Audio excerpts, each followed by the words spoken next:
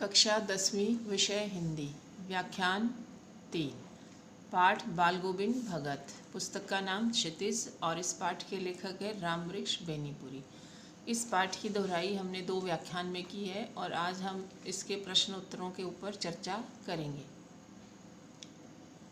लेखक इसके रामवृक्ष बेनीपुरी है और रामवृक्ष बेनीपुरी जी का जन्म 1899 में और निधन 1968 में हुआ था। लेखक परिचय हमने पहले और दूसरे व्याख्यान में पढ़ लिया था। पाठ परिचय। पाठ के अंदर बाल गोविंद भगत का जो पात्र है उसको उभारा गया है और रेखा चित्र के माध्यम से लेखक ने एक ऐसे विलक्षण चरित्र का यहाँ पर चरित्र को उजागर किया है जो मनुष्यता, लोक संस्कृति और सामूहिक चेतना का प्रतीक है। वेशभूषा या बाह्य अनुष्ठानों से कोई सन्यासी नहीं होता कि किसी सन्यासी की पहचान हम उसकी वेशभूषा के आधार पर नहीं कर सकते। सन्यास का आधार जीवन के मानवीय सरोकार होते हैं। बाल गोविंद भगत इसी आधार पर लेखक को सन्यासी लगते हैं और यह जो पाठ है सामाजिक रूढ़ियों पर भी प्रहार करता है, क्योंकि बाल गोविंद भगत ने इस पाठ में सामाजिक रूढ़ियों पर प्रहार किया है। जो समाज में प्रचलित रूढ़ियाँ थी उनको उन्होंने खंडन किया है। इस रेखा चित्र की एक विशेषता यह है कि बाल गोविंद भगत के माध्यम से ग्रामीण जीवन की झांकी भी यहाँ प्रस्तुत की गई है कि ग्रामीण लोगों का जीवन कैसा होता है, खेतों में काम करते हैं, इस प्रकार इसमें ये भी दिखाया गया है। तो अभ्यास के जो प्रश्न उत्तर है उनके ऊपर हम चर्चा करेंगे। पहला प्रश्न है, खेती बाड़ी से जुड़े गृहस्थ बाल गोविंद भगत अपनी किन चारित्रिक विशेषताओं के कारण साधु कहलाते थे। तो खेती बाड़ी से जुड़े मतलब खेती बाड़ी का काम करते थे। गृहस्थ का अर्थ क्या होता है? जिसका घर परिवार हो उसे गृहस्थ कहते हैं। तो ऐसे जो बाल गोविंद भगत थे उनके चरित्र की ऐसी क्या विशेषताएं थी जिसके कारण वो साधु कहलाते थे। तो उसके चरित्र की निम्नलिखित ऐसी विशेषताएं थी जिनके कारण हम बाल गोविंद भगत को साधु कह सकते हैं कि बाल गोविंद भगत जो थे वो कभी झूठ नहीं बोलते थे, सबके साथ खरा व्यवहार करते थे, किसी से भी दो टूक बात करने में संकोच नहीं करते थे, साफ साफ कहते थे, न किसी की चीज़ को बिना पूछे हाथ लगाते थे और उसको व्यवहार में भी नहीं लाते थे, किसी के साथ झगड़ा नहीं करते थे। और इन्हीं सभी विशेषताओं के कारण खेतीबाड़ी से जुड़े हुए बाल गोविंद भगत को साधु कहते थे। दूसरा प्रश्न है कि बाल गोविंद भगत की पुत्रवधू उन्हें अकेले क्यों नहीं छोड़ना चाहती थी। पुत्रवधू का अर्थ होता है बेटे की पत्नी। तो भगत की जो पुत्रवधू थी उसके बेटे की जो पत्नी थी उसे अकेला क्यों नहीं छोड़ना चाहती थी। तो देखो बेटा, भगत की जो पुत्रवधू थी वह बड़ी ही सुंदर और सुशील थी और भगत का बड़ा ख्याल रखती थी। इसी कारण से वह भगत को अकेला नहीं छोड़ना चाहती थी, क्योंकि भगत का एक ही बेटा था और उसकी मौत हो गई थी। और अगर अब उसको छोड़कर उसकी पुत्रवधू भी चली जाती तो बुढ़ापे में उसकी देखभाल करने के लिए कोई नहीं रहता। तो इस चीज़ का ख्याल करते हुए, इस बात का ध्यान रखते हुए वह उसे अकेले छोड़ना नहीं चाहती थी, क्योंकि वह जानती थी कि अगर वह चली गई तो बुढ़ापे में इसकी देखभाल करने वाला कोई भी नहीं रहेगा। अगर बीमार पड़े तो कौन दवा देगा, कोई पानी पकड़ाने वाला भी उसको नहीं था। तीसरा प्रश्न है, भगत जी ने अपने बेटे की मृत्यु पर अपनी भावनाएं किस तरह व्यक्त की।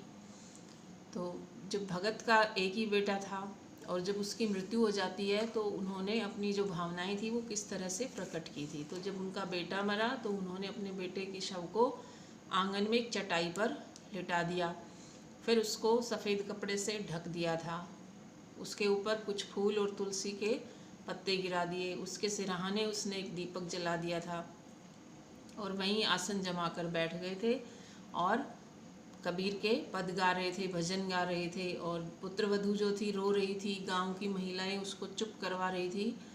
तो जो बाल गोविंद भगत थे वो बीच बीच में गाते गाते पुत्रवधू के पास भी जाते थे और उसको रोने से मना करते थे कि भई यह रोने का नहीं बल्कि उत्सव मनाने का समय है, क्योंकि बाल गोविंद भगत का मानना था कि आत्मा परमात्मा के पास चली गई है, अर्थात जहाँ से वह आई थी वहीं चली गई।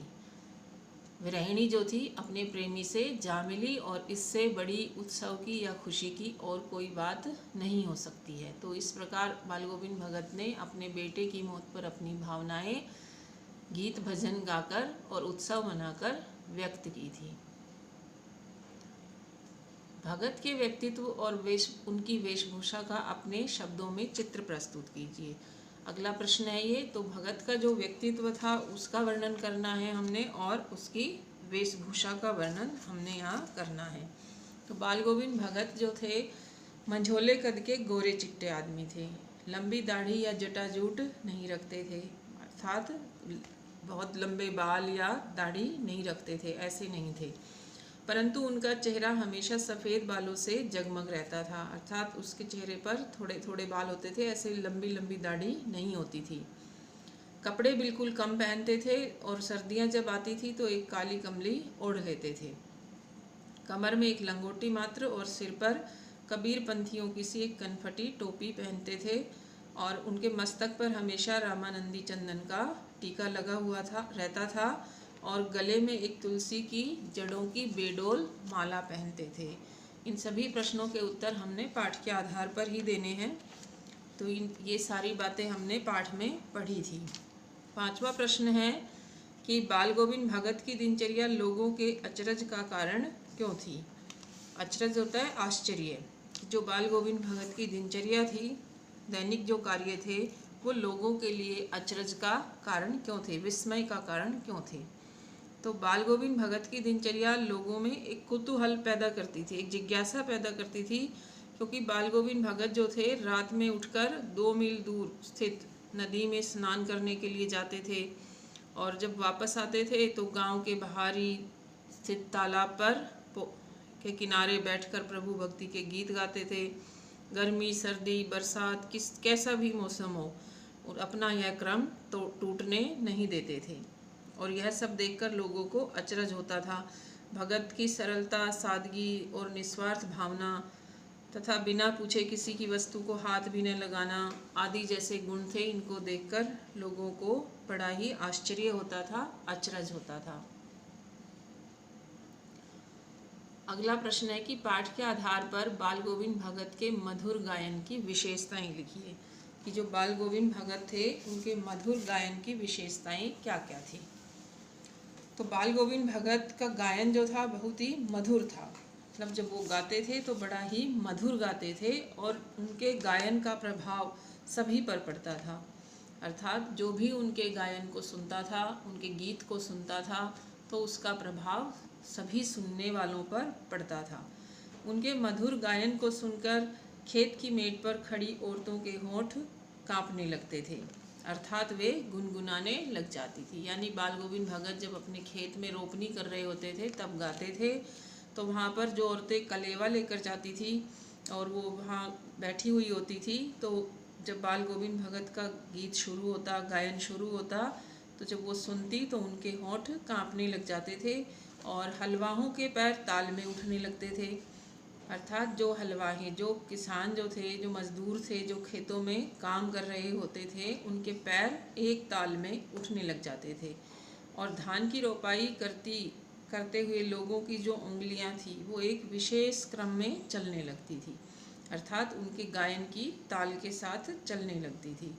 और ऐसे ही भादों की अंधेरी रात में भी जब बाल गोविंद भगत गाते थे तो उनका संगीत, जब भादों की अंधेरी रात में सब लोग सोए रहते थे तब भी उनका संगीत जो था वो जागता रहता था। और ऐसे ही जब कार्तिक मास की प्रभातियाँ जब वो गाते थे तो उसमें भी उनके गायन की बड़ी ही मधुर झलक सुनने को मिलती थी। और गर्मियों की संध्या में तो जब वो अपने आंगन में आसन जमाकर गाने बैठते थे तो उनकी पूरी प्रेमी मंडली ही उनके मधुर संगीत के आनंद में डूब जाती थी। और इस तरह से गर्मियों की जो घुटन भरी संध्या होती थी वह भी शीतल हो जाती थी, भगत के संगीत से शीतल हो जाती थी। अगला प्रश्न है कि कुछ मार्मिक प्रसंगों के आधार पर दिखाई देता है कि बाल गोविंद भगत प्रचलित सामाजिक मान्यताओं को नहीं मानते थे। पाठ के आधार पर उन प्रसंगों का उल्लेख कीजिए। तो मार्मिक होते हैं जो मर्म को छू ले, ऐसे प्रसंग जो मन को छू जाए, मर्म को स्पर्श कर दे, ऐसे जो प्रसंग इसके अंदर आए और उनसे हमें यह दिखाई देता है, उनसे यह हमें पता चलता है कि बाल गोविंद भगत जो थे वो समाज में फैली हुई या प्रचलित सामाजिक मान्यताओं को नहीं मानते थे, बल्कि उनका खंडन करते थे। उनका हमने यहाँ पर वर्णन करना है, वो प्रसंग हमने यहाँ पर बताने हैं। तो बाल गोविंद भगत जो थे वो समाज में प्रचलित सामाजिक मान्यताओं को नहीं मानते थे और पाठ में आए ऐसे कई प्रसंग हैं जिनके आधार पर हम कह सकते हैं कि बाल गोविंद भगत सामाजिक मान्यताओं को नहीं मानते थे, क्योंकि जो भगत थे वे जानते थे कि भाई समाज में पत्नी को पति की चिता में आग देने की अनुमति नहीं है, और फिर भी उन्होंने अपनी पुत्रवधू से अपने बेटे की चिता को आग दिलवाई थी। इस प्रकार से उन्होंने समाज में फैली हुई इस सामाजिक रूढ़ि का खंडन कर दिया था। दूसरा यह था कि जब बाल गोविंद भगत का बेटा मर गया था तो श्राद्ध की अवधि जैसे ही पूरी हुई, उसने अपने बेटे पुत्रवधू जो थी उसके भाई को बुलाया और उसके साथ उसको भेज दिया कि भाई इसकी दूसरी शादी कर दी जाए, अर्थात उन्होंने पुनर्विवाह करने की उसको आज्ञा दे दी थी। और ऐसे ही जब बाल गोविंद भगत का इकलौता बेटा इकलौता बेटा जो मर गया था, उसकी मृत्यु पर भी उन्होंने दुख नहीं बल्कि उत्सव मनाया था, क्योंकि उनका मानना था कि भाई आत्मा जो थी वो परमात्मा के पास चली गई है और इससे अधिक खुशी की बात और कुछ नहीं हो सकती। और वहीं उसके पास बैठकर भक्ति में लीन हो गए थे, भजन गा रहे थे। तो इन घटनाओं के आधार पर यह सिद्ध होता है कि भगत समाज में प्रचलित सामाजिक मान्यताओं को नहीं मानते थे। अगला प्रश्न है कि धान की रोपाई के समय समूचे माहौल को भगत की स्वर लहरियाँ किस तरह चमत्कृत कर देती थी, उस माहौल का शब्द चित्र प्रस्तुत कीजिए। कि जब खेतों में लोग धान की रोपाई कर रहे होते थे तो उस समय जब भगत गाते थे तो वो स्वर लहरियाँ, उनका जो गायन होता था वो किस प्रकार से उन लोगों को चमत्कृत कर देता था, खेत में काम करने वाले लोगों को। तो उस माहौल का शब्द चित्र यहाँ प्रस्तुत करना है। तो धान की रोपाई के समय समूचे माहौल को भगत की जो स्वर लहरियाँ थी अपने जादू से, अपने संगीत के जादू से चमत्कृत कर देती थी। पूरा गांव खेतों में दिखाई देता था और आसमान जो है बादलों से घिरा रहता था। धूप का कहीं पर नाम नहीं, ठंडी हवा चल रही होती थी। और ऐसे में जब भगत के कंठ से निकला एक एक शब्द, ऐसा प्रतीत होता था जैसे वो संगीत के जीने पर चढ़ाकर कुछ को स्वर्ग की ओर ले जा रहा है और कुछ को इस पृथ्वी की मिट्टी पर खड़े लोगों के कानों की ओर। और जो पानी भरे खेतों में बच्चे खेल रहे होते थे उनका संगीत सुनकर झूम उठते थे। जो औरतें कलेवा लेकर आती थी, मेड़ पर बैठी हुई होती थी, उनके होठ भी कांपने लग जाते थे, वे गाने लग जाती थी साथ में। और जो खेत में काम कर रहे होते थे उनके पैर ताल से उठने लगते थे। जो रोपाई का काम कर रहे होते थे उनकी उंगलियां एक अजीब क्रम से चलने लग जाती थी। इस प्रकार चारों तरफ का जो वातावरण होता था उस समय वो जादू भरा हो जाता था, अर्थात जो बाल गोविंद भगत का जो संगीत था उस पूरे माहौल को चमत्कृत कर देता था। अगला प्रश्न है कि पाठ के आधार पर बताएं कि बाल गोविंद भगत की कबीर पर श्रद्धा किन किन रूपों में प्रकट हुई है। कि बाल गोविंद भगत जो थे वो कबीर के प्रति अपनी श्रद्धा को किस प्रकार से उन्होंने यहाँ प्रकट की है।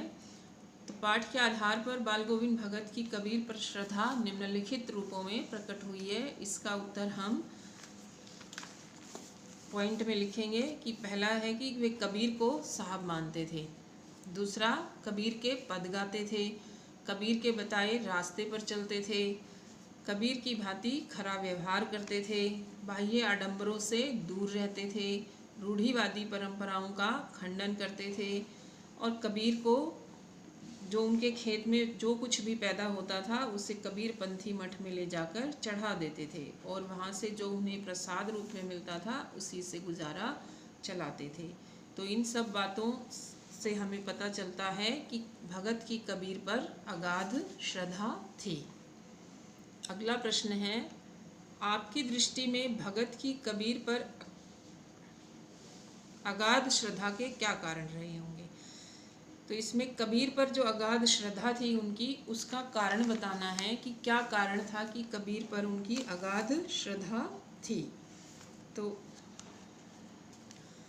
भगत की कबीर पर अगाध श्रद्धा के अनेक कारण थे। जैसे कबीर समाज में प्रचलित रूढ़िवादी सामाजिक मान्यताओं को नहीं मानते थे। कबीर जो थे वे भगवान के निराकार रूप को मानते थे, जिसमें मनुष्य के अंत समय में आत्मा का परमात्मा से मिलन होता है। कबीर भी गृहस्थी होते हुए भी व्यवहार से साधु थे। इसी प्रकार कबीर जीवन और जीवन की वस्तुओं को, अर्थात जीवन में जो कुछ भी उनको मिला है उन सबको भगवान की कृपा मानते थे।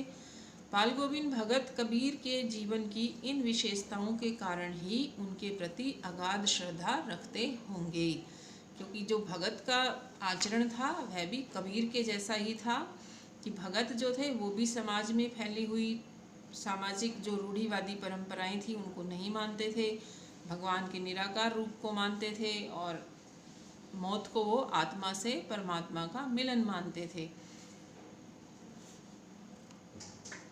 अगला प्रश्न है कि गांव का सामाजिक सांस्कृतिक परिवेश आषाढ़ चढ़ते ही उल्लास से क्यों भर जाता था?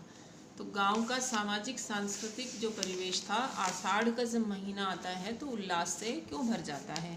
तो इसका कारण यह है कि आषाढ़ का जब महीना आता है तो बरसात शुरू हो जाती है और भारत जो है एक कृषि प्रधान देश है और यहाँ के गांव जो है वो कृषि पर आधारित है और कृषि वर्षा के ऊपर आधारित होती है और आषाढ़ का महीना आते ही वर्षा शुरू होती है, इसलिए गांववासी बहुत ही खुश नज़र आते हैं।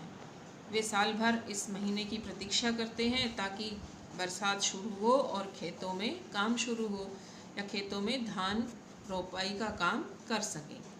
उन दिनों में बच्चे भी पानी भरे खेतों में खेलते हुए नज़र आते हैं। औरतें जो खेत में काम कर रहे होते हैं उन लोगों के लिए कलेवा लेकर जाती दिखाई देती है। किसान खेतों में हल जोतते हैं तथा दिन भर बुआई का काम करते हैं, रोपाई का काम करते हैं। वे सभी उत्साह व उल्लास से भरे होते हैं।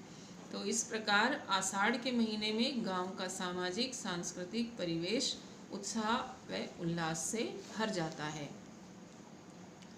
अगला प्रश्न है कि ऊपर की तस्वीर से यह नहीं माना जाए कि बाल गोविंद भगत साधु थे। क्या साधु की पहचान पहनावे के आधार पर की जानी चाहिए? आप किन आधारों पर यह सुनिश्चित करेंगे कि अमुक व्यक्ति साधु है?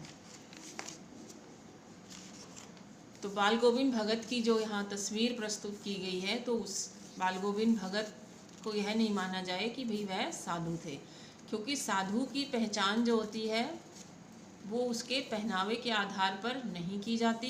यहाँ प्रश्न पूछा गया है कि क्या साधु की पहचान पहनावे के आधार पर की जानी चाहिए? तो साधु की पहचान पहनावे से नहीं की जानी चाहिए बल्कि उसके आचरण से उसकी पहचान करनी चाहिए, उसके व्यवहार से उसकी पहचान की जानी चाहिए। पहनावे से कोई भी व्यक्ति साधु नहीं कहला सकता कि जिसने भी साधु जैसे वस्त्र पहन लिए और वो साधु हो गया। साधु आदमी व्यवहार से कहलाएगा, पहनावे से नहीं।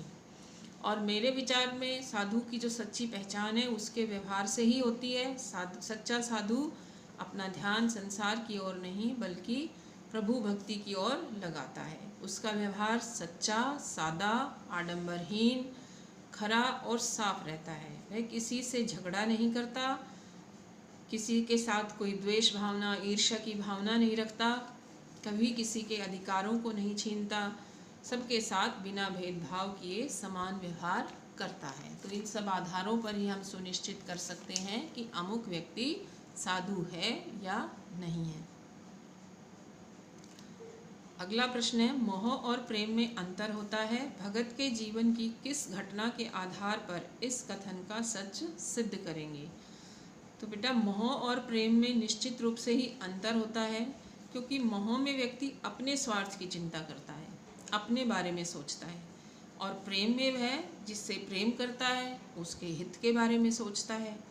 तो बाल गोविंद भगत ने अपने व्यवहार से यह अंतर सिद्ध किया है कि पाठ में जो हमने पढ़ा तो उसमें हमने देखा कि बाल गोविंद भगत ने अपने व्यवहार से इस अंतर को सिद्ध किया है। उन्होंने अपनी पुत्र वधू के प्रति मोह प्रकट न करके प्रेम प्रकट किया है क्योंकि यदि वे उसे अपनी सेवा के लिए अपने पास रखते तो इसमें बाल गोविंद भगत का मोह होता, परंतु उन्होंने पुत्र वधू के भविष्य की चिंता की और इसीलिए उसे दूसरी शादी करने का आदेश देते हुए उसके साथ भेज दिया, क्योंकि भगत नहीं चाहते थे कि उसकी पुत्रवधू उसके जाने के बाद अकेली रहे और किस प्रकार से वह अकेली रहेगी या किस प्रकार से दुनिया का सामना करेगी। तो पुत्रवधू से प्रेम करते थे, मोह नहीं रखते थे। इसीलिए उसके भविष्य की चिंता करते हुए, उसकी भलाई के बारे में सोचते हुए उन्होंने उसका दूसरा विवाह करने की सलाह दी थी। तो इस आधार पर हम कह सकते हैं कि मोह और प्रेम में अंतर होता है। दूसरा है कि भगत जो थे अपने बेटे से भी मोह नहीं रखते थे, प्रेम करते थे। इसीलिए उसकी मृत्यु पर उन्होंने रोने की बजाय उत्सव मनाया था। अब हम व्याख्यान 2 में जो हमने आपको, तो बेटा गृह कार्य में आपको अभ्यास के जो प्रश्न उत्तर हमने अभी जिनके ऊपर चर्चा की है वो आपको अपनी उत्तर पुस्तिका में लिखने हैं और याद करने हैं। अगर किसी प्रश्न का उत्तर आपको समझ नहीं आए, जिसमें संशय हो, उसको आप अपनी रफ कॉपी में लिखने का प्रयास करें और इनके उत्तर जब हम आपकी आईडी के ऊपर भेजेंगे तो वहाँ से उसका मिलान करें, फिर उसको अपनी उत्तर पुस्तिका में लिखें। व्याख्यान 2 में जो गृह कार्य दिया था उसके प्रश्नों के उत्तर देखते हैं हम। पहला प्रश्न था कि उमस के वातावरण में बाल गोविंद भगत के घर में कैसा दृश्य होता था। तो उमस के घुटन भरे वातावरण में भी बाल गोविंद का घर संगीत से गूंजता रहता था। बाल गोविंद झूमकर गीत की एक पंक्ति को गाते थे तो उसकी जो प्रेमी मंडली थी उस पंक्ति को दोहराती तिहराती, अर्थात उसके साथ 2 बार 3 बार गाती थी और धीरे धीरे गीत का वह स्वर ऊंचा उठता जाता था और श्रोताओं का अर्थ होता है जो सुनने वाले होते थे, उनके मन भी उत्तेजित होते जाते थे और अंत में सभी के मन नृत्यशील हो उठते थे। दूसरा प्रश्न था कि बाल गोविंद भगत गंगा स्नान की लंबी यात्रा के दौरान अपना गुजारा कैसे करते थे। तो बाल गोविंद भगत बाल गोविंद भगत की गंगा स्नान की जो 4-5 दिन की यात्रा होती थी उसमें वो पानी पी कर के गुजारा करते थे। अपने घर से भोजन करके जाते थे और रास्ते में किसी से कुछ नहीं मांगते थे, न ही कुछ खाते थे और जहाँ प्यास लगती थी बस पानी पी लेते थे। इस प्रकार वे 4-5 दिन गुजार देते थे और वापस घर आकर ही भोजन करते थे। प्रश्न 3 था बाल गोविंद भगत की मृत्यु उन्हीं के अनुरूप हुई कैसे। तो बाल गोविंद भगत की मृत्यु ठीक वैसी ही हुई जैसी कि वे चाहते थे। वे जीवन भर भक्ति भाव में जिए, मरते समय भी उनका भक्ति भाव बना रहा। वे अपनी अंतिम सांस तक गाते रहे। उन्होंने व्रत, नियम, स्नान, ध्यान की जो क्रिया निश्चित की थी उसे अंत तक निभाते रहे। इस प्रकार उनकी मृत्यु उन्हीं के अनुरूप हुई।